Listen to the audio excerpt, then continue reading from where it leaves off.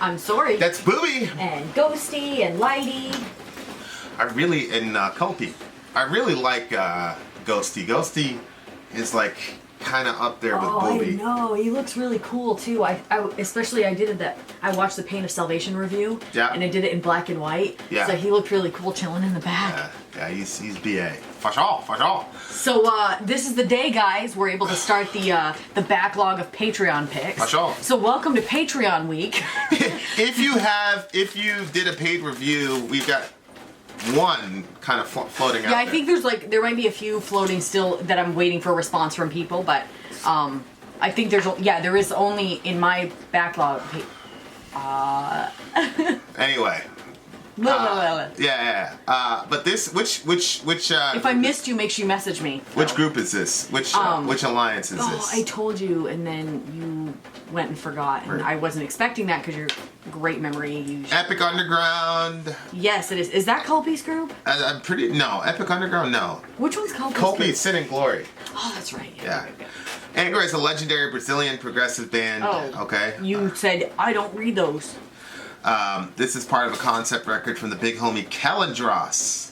It's from their 5th record, Temple of Shadows 2004. There we go. And it's named Temple of Hate. Let's do it. And go.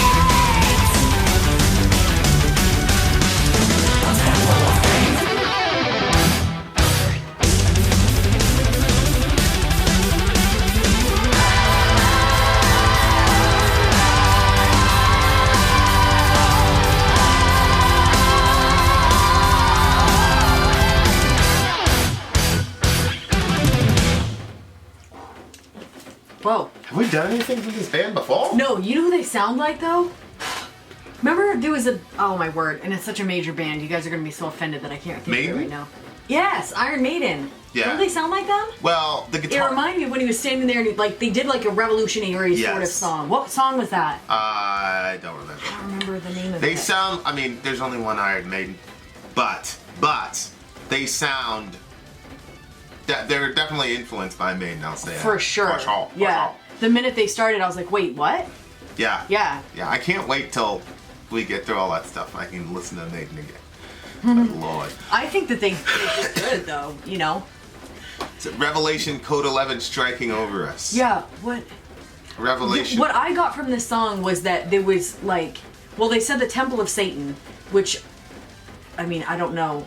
I assumed, well, no, Temple of Hate is what they said, and then they said Satan awaits.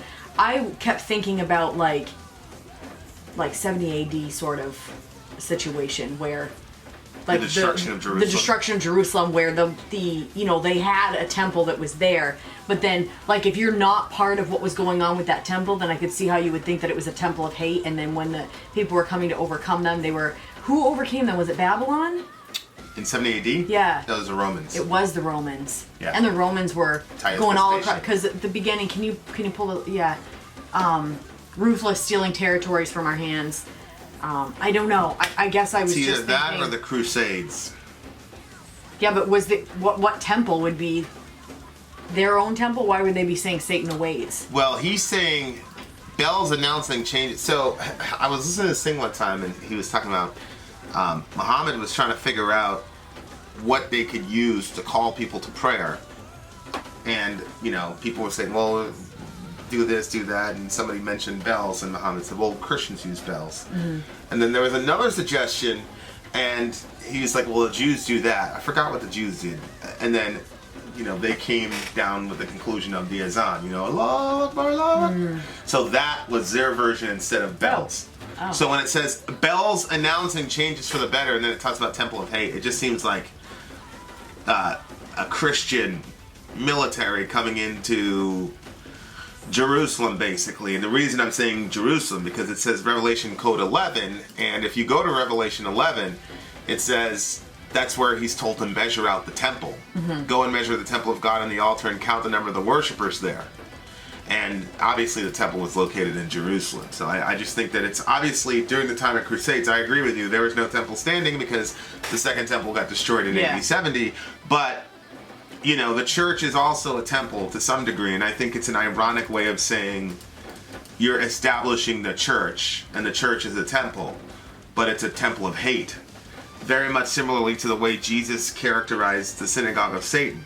Yeah. Because the occupants of that particular synagogue were persecuting their Jewish brethren. Yep. And so Jesus said that's a synagogue of Satan, because it's a holy place that got transformed into something evil because of the people there. Right. And people, and this has always been an issue in the Old and New Testament and throughout history. People think that the place is sacred, instead of thinking about it's the people that are sacred to God, and then if the people are righteous, then the place is holy, and if the people are evil, then it doesn't matter what the building is. He's against it. Yeah. So you've got these. It seems like it's the Crusader time period. And I don't agree with you. I feel like it's 70 AD, because even when you say bells announcing changes for the better, your description of it, I was picturing, remember how when something was being invaded, they would ring the bells to alarm everybody that, hey, something's coming. But they're saying the bells, what are you talking about? That's not an Old or a New Testament methodology. I don't. Well, I wasn't using the Bible as a reference. I'm just if saying you're talking about 70 AD, that's not what they would do. They wouldn't ring a bell. No. There would be no bells to it. You had watchmen on the walls, and the watchmen on the walls would yell and say, these people are on the way. Oh. Well, maybe these people don't know that. Well, I mean, it's possible. To me, though, when it says bells, and then it talks in the next line about a temple, that tells me that it's a church. Because, you know, church bells ringing, and the church is a temple, but it's a temple of hate, and Satan is there. Mm-hmm. You know, I doubt very, very highly that these guys know much about AD 70. Everybody knows about the Crusades. 80-70 was what I was picturing. Right. On it. Everybody knows about the Crusades. Not many people know about 80-70. You've got to be kind of a certain type of religious person to be familiar with how important 70 AD was. You know what I mean? Yeah. It could be 70 AD, but I doubt it very, very highly. Although, if you read Josephus' stuff, like, for example, blind fools fighting for the power to command, that's what was going on during the siege of Jerusalem, is you had all these factions and all these Messiah-type figures who were trying to but that wrestle could the also authority be, away for... That could also be the blind fools fighting for the power to command. That could just be the people on the Crusades that were going, and they're tearing through the land. They're ripping. They're cutting their victims down, and they're doing it because they want the power to command. But they're blind fools because no matter how much they do, they're never going to be the ruler. Somebody else is going to be on top of them. They're a soldier. Mm-hmm. You know. Oh yeah, I agree. But this lyrically is a really good use of irony. Sounds of revolution, freedom is proclaimed, bells announcing changes for the better in the temple of hate, Satan awaits. So it's like, oh yeah, these are changes for the better. You know, like, oh, we're coming to Iraq as liberators. That was the big Psychops thing that was happening. Oh, we're here to liberate you. You know, so it's you know, freedom proclaimed, you know, all that jazz. But in really, you're oppressing people, and you're harming them, and you're building this church. You're trying to establish a church, but it's not a church of God. It's a temple of hate, and Satan is there. You know, like I said, biblically, that does fit. Jesus turned that around too. He called it a synagogue of Satan. Yeah. You know, it's the same thing. Like, anytime you have religious people who get together and they think that just on the strength of being religious or whatever, that makes them holy, or at worst gives them carte blanche to go out and be as evil and hateful as possible, then it turns into a temple of Satan, a church of Satan, or a synagogue of Satan.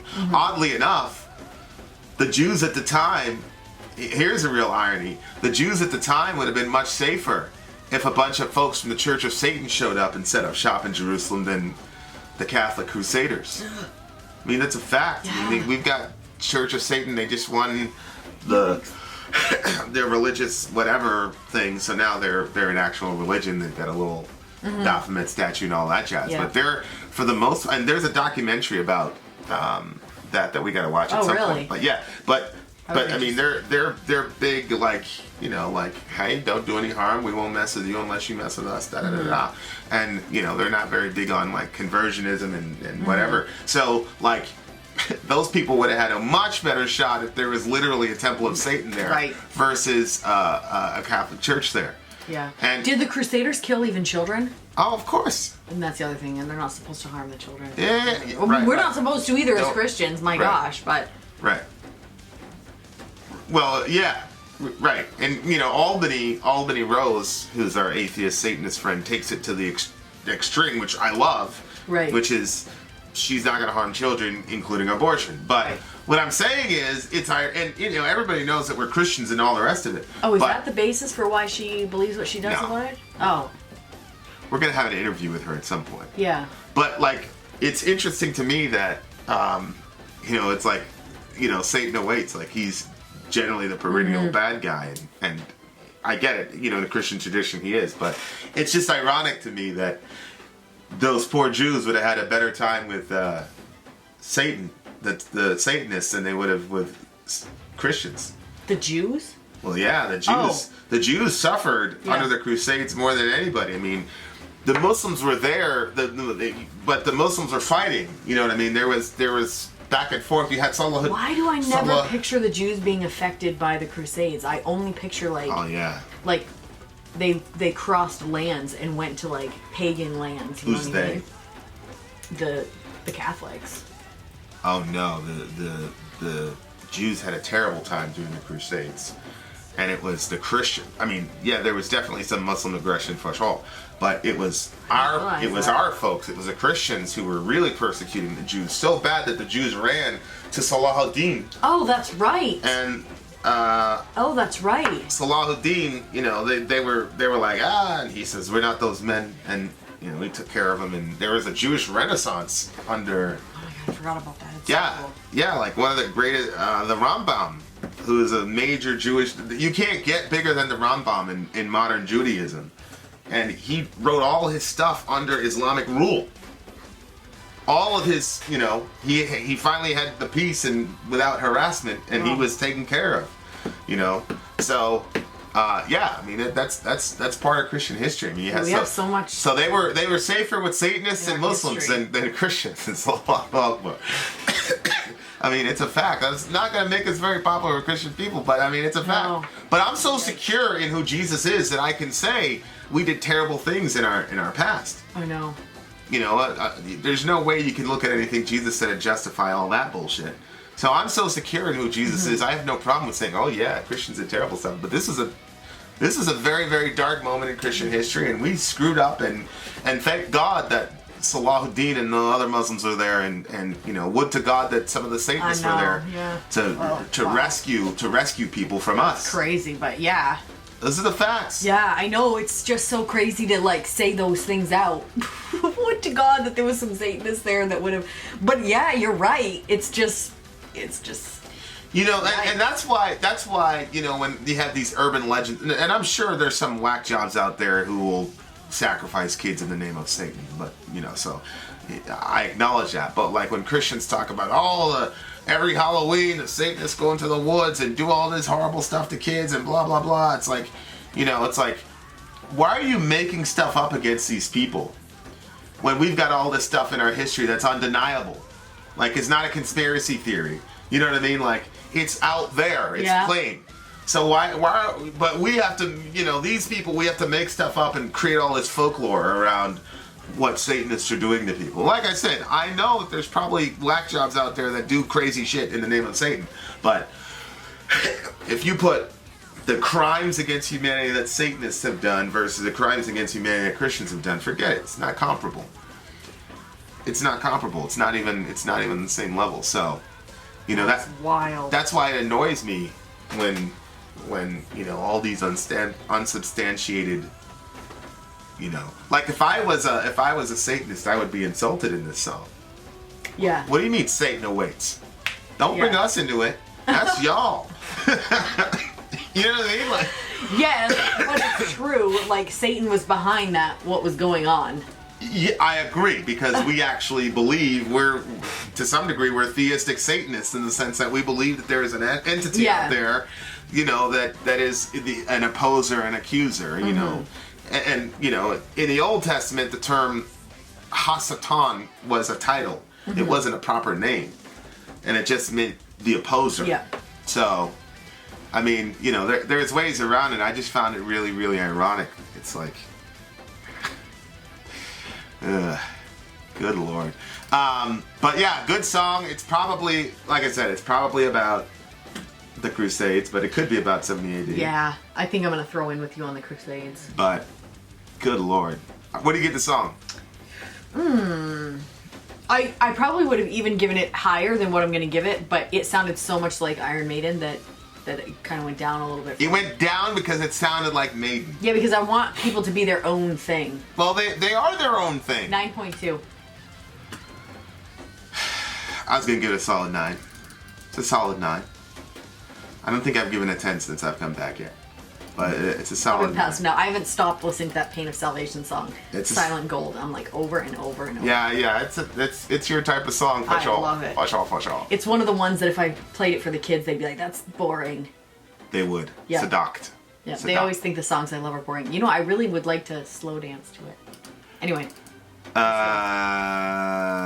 9.3. Good song. No, 9.2. 9.2. So, sorry. Let's be accurate here. All right. Okay. All right. Vin out. Sori out. Gone.